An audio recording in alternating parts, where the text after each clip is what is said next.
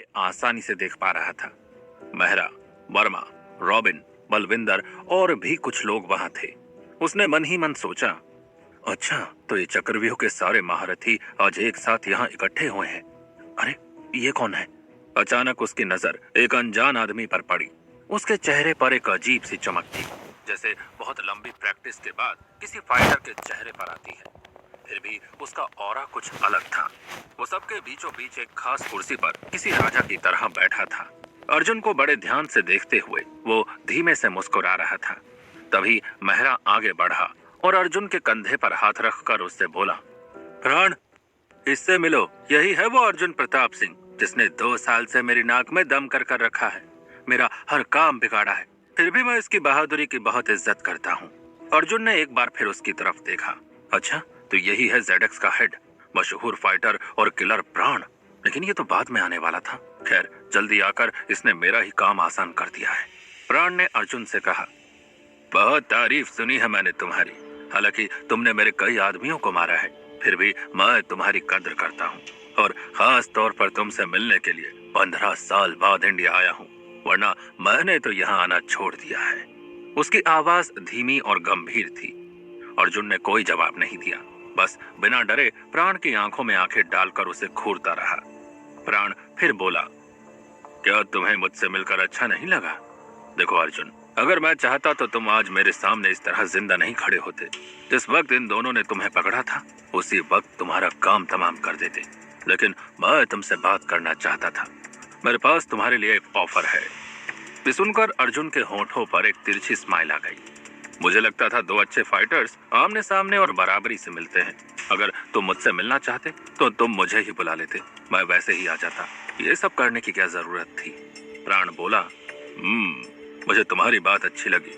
चलो बराबरी से बैठकर बात करते हैं। फिर उसने अपने साइड में खड़े एक आदमी से कहा, इसकी हथकड़ी खोल दो। ये सुनकर मेहरा की शक्ल काली पड़ गई। ये क्या कह रहा था प्राण? अर्जुन को आजाद करना मतलब शेर को पिंजरे से निकाल देना। उसने कुछ कहना चाहा, लेकिन प्राण ने इशारे से मना कर दिया। प्राण का आदमी जैसे ही अर्जुन की तरफ बढ़ा, अर्जुन ने कहा, इसकी कोई जरूरत नहीं है। कहते ही उसने अपने हाथों को एक झटका सा दिया और लोहे की मजबूत हथकड़ियां टूटकर दूर गिर गई। ये देखकर सबकी आंखें फटी की फटी रह गई। एक प्राण ही था जो अब तक मुस्कुरा रहा था। इतने में मेहरा ने कहा, यह तुमने कैसे किया? इसका मतलब तुम कैद में आने का नाटक कर रहे थे? अर्जुन व्यंग से हंसते हुए बोला, और तुम्हें क्या लगा कि मैं तुम्हारी घटिया चाल में फंस गया हूँ? लेकिन तुमने बैंक से रुपए निकाले थे और यहाँ तक अकेले चले आए। मेहरा ने कहा।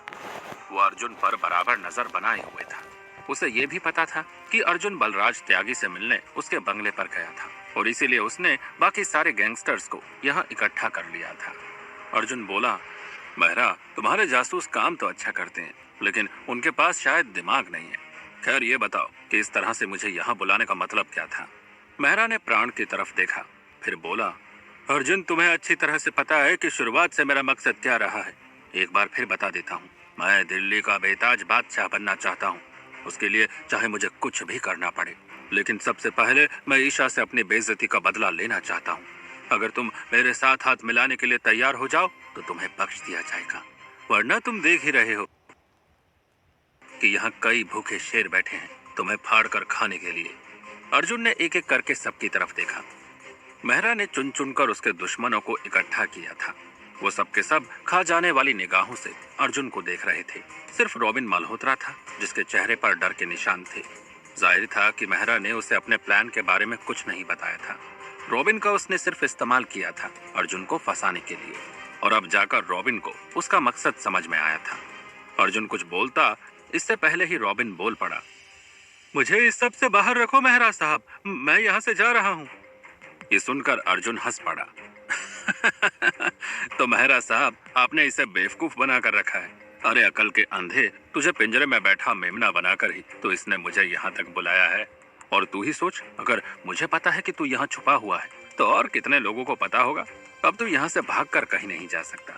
बाहर निकलते ही तेरा खेल खत्म हो जाएगा। और शायद तुम्हें पता नहीं है कि ये फार्म हाउस भी तुम्हारा ही है, जिसका इस्तेमाल मेहरा इस वक्त अपने फायदे के लिए कर रहा है। पुलिस तुझे तेरे हर ठिकाने पर ढूंढ रही है और जल्द ही यहाँ भी पहुंच जाएगी। रॉबिन ने घबराकर मेहरा की तरफ देखा। उसके चेहरे पर डर और गुस्सा एक साथ था। तुमने मुझे धोखा दिया। मैंने बस तुम्हारी मदद की है, वरना तुम अब तक मारे जाते इसके हाथों। मेहरा ने रॉबिन को सफाई दी। हालांकि सच यही था कि मेहरा को रॉबिन के जीने मरने से कोई मतलब नहीं था। उसे बस अपना स्वार्थ सिद्ध करना था, जो कि लगभग पूरा हो ही चुका था। अगर अर्जुन उसके वश में आ जाता तो। उन दोनों को आपस में झगड़ता देख प्राण ने कहा, अब दोनों अपने गिले शिकवे आराम से दूर कर लेना। पहले मैं अर्जुन से अकेले में कुछ बात करना चाहता हूँ। मेहरा ने सिर हिलाकर हाँ कह दिया। सिर्फ अर्जुन ने इस बात पर कोई रिएक्ट नहीं किया था। वो सोच रहा था, ये मुझसे अकेले में बात करना चाहता है। मुझे अब तक इसकी असली ताकत का पता नहीं चला है, लेकिन सुना है प्राण स्ट्रीट फाइटिंग से लेकर मार्शल आर्ट्स और आध्यात्मिक शक्तियों पर भी अच्छी खासी मास्टरी रखता है। मुझे इससे संभल कर रहना होगा। वैसे भी मैं यहाँ लड़ाई के मकसद से नहीं आया हूँ। अगर अर्जुन का मकसद लड़ाई करके खुद बचकर निकलना होता तो वो यहाँ आता ही नहीं। वो तो इस दलदल में घुसकर ZX के बारे में जितना हो सके उतना ज्यादा पता करना चाहता था, लेकिन उसे नहीं पता था कि प्राण भी यहाँ होगा। लेकिन मैं इतनी आसानी से मान जाऊंगा तो कहीं प्राण को शक ना हो जाए, अर्जुन ने सोचा। उसने कहा, मैं किसी से कोई बात नहीं करना चाहता। मैं यहाँ तक इसलिए आया हूँ कि मैं एक साथ तुम सबको ठिकाने लगा सकूं, ताकि आगे से तुम ईशा जी तो क्या किसी को भी परेशान ना कर सको। अब तक मेहरा को लग रहा था कि उसका प्लान फुल प्रूफ है और वो बड़ी आसानी से अर्जुन को अपने जाल में फंसा चुका है, लेकिन अब उसे लग रहा था कि जैसे उसके सारे पत्ते बिखर चुके हैं। मेहरा ने घबराकर प्राण की तरफ देखा। प्राण बोला, तुम भी कोशिश कर लेना, बस एक बार मेरी बात सुन लो। अर्जुन सीधी लड़ाई नहीं कर सकता था, ना ही एकदम से उसकी बात मान सकता था। उधर ईशा अर्जुन के लौटने का इंतजार कर रही थी। सुबह उन दोनों के बीच जो भी बातचीत हुई थी, बार बार उसके दिमाग में वही घूम रही थी। ईशा ने अर्जुन से कह तो दिया था कि वो अपने फर्ज को चुन ले, लेकिन उसकी नजरों से ओझल होते ही ईशा का जी घबराने लगा था। जब काफी रात तक अर्जुन वापस नहीं आया तो ईशा ने उसे कॉल किया, लेकिन अर्जुन का फोन ऑफ था।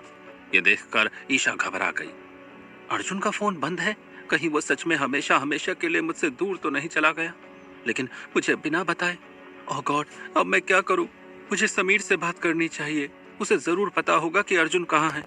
ईशा ने समीर को कॉल किया, लेकिन समीर को भी अर्जुन के आज के प्लान के बारे में कुछ पता नहीं था। उसने ईशा से कहा, मुझे नहीं पता वो कहाँ है। कल शायद वो मेहरा के आदमी से मिलने वाला था। मैं पता लगाने की कोशिश करता हूँ। अगली सुबह तक समीर ने अर्जुन के फोन की लोकेशन से पता लगा लिया कि वो रॉबिन के फार्म हाउस तक गया था, लेकिन जब समीर ने वहां जाकर चेक किया तो वहां कोई भी नहीं था। सब वहां से जा चुके थे, यहाँ तक कि अर्जुन की गाड़ी भी वहां नहीं थी। इसके बाद से ना तो अर्जुन का कोई ट्रेस मिल रहा था और ना ही मेहरा और बाकी सबका। उसने जब ये ईशा को बताया तो ईशा की सांस आनी जैसे बंद हो गई। उसने कहा, चाहे जैसे भी हो, हमें अर्जुन का पता लगाना ही होगा। कहीं मेहरा इस बार अपनी चाल में कामयाब तो नहीं हो गया। एक हफ्ता बीत गया, लेकिन समीर तो क्या, कोई भी अर्जुन का पता नहीं लगा पा रहा था।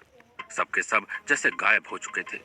जब पुलिस ने जसवंत मेहरा से कांटेक्ट किया तो उसने बताया, मैं उस शाम अर्जुन से मिला जरूर था, लेकिन उसके बाद वो वहां से निकल गया था और मैं इस वक्त सिंगापुर में हूँ। एक एक कर सबका पता चल गया था, सिर्फ अर्जुन ही गायब था। यहाँ तक कि रॉबिन के भी यूरोप में होने के सबूत मिल गए थे। अब हम क्या करेंगे? ईशा ने समीर से पूछा। उसकी आंखों में आजकल हर वक्त आंसू भरे रहते थे। समीर के पास ईशा के सवाल का कोई जवाब नहीं था।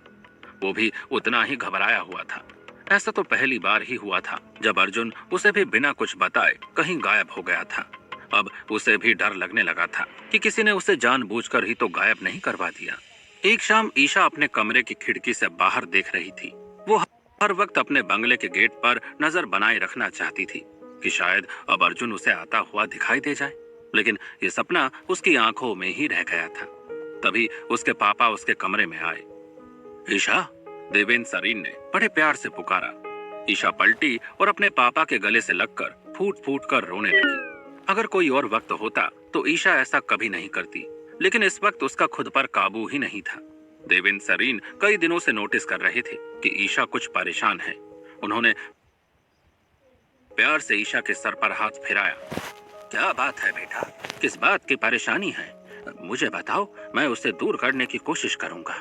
आज बहुत वक्त के बाद देवेंद्र सरीन ने ईशा से इतने प्यार से बात की थी। ईशा थोड़े से प्यार का सहारा पाकर टूट गई। पापा, वो अर्जुन वो पता नहीं कहाँ चला गया है। उसका कहीं भी कोई पता नहीं चल रहा है।